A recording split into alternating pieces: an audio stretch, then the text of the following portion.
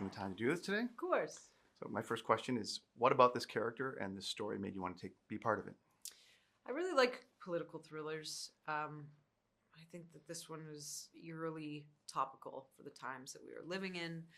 I've never been somebody to use whatever platform I have to espouse my own personal, I think people could probably assume what I believe. But there's something I think ultimately more rewarding personally for me to make art about the times that we're living in. That's why we do this. And when you see these things on the news every day and you're shooting at the same time, what's your discussions? What are the discussions like with the cast and the directors? Yeah, it was obviously a very political set, with all of the actors have very strong political opinions. So it was a constant conversation, not only about the stuff that we were talking about in regards to the show, but the world.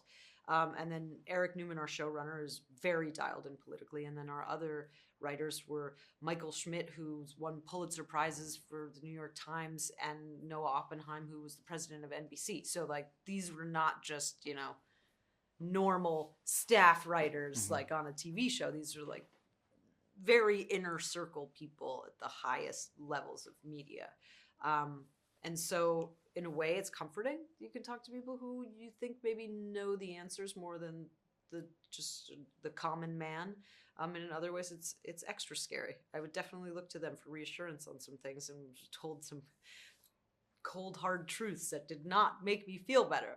Were there any opposing voices? Because now it seemed like at one point we were getting better, like we were starting to talk, and then it seemed like we've completely gone to the polar sides. Yeah, but the opposing voices, it's more, what this show is raging against, and I think what a lot of people are raging against out in the world is the divisiveness, is the fact that we can't have these conversations. So it's not even about the issues necessarily at all. It's just about how we can't seem to talk to each other. We can't even agree on what's true and what's not true. And that's what the show's about.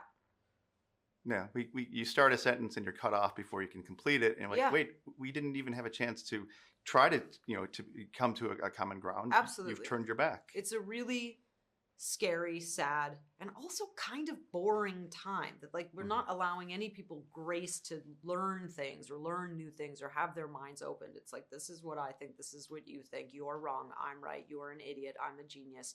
I'm very over it. I would like the pendulum to swing back to a more middle ground kind of place. Just like the normal, Yeah, like normal. Yeah. Yeah. It's just really horrible when you you realize people aren't even talking about real subjects anymore because they can't. Yeah. And as soon as it comes up, I've hung out with family and friends, and why are we completely avoiding this? I know the amount of third rail issues in families, especially, they just keep multiplying, and it's just leads to more isolation, more time on your phone by yourself, and none of it's good. No. And when you think you have that moment, you're like, well, they can't disagree with this. Yeah. They change, either they shift it or they change the subject. I know. And man, we're broken.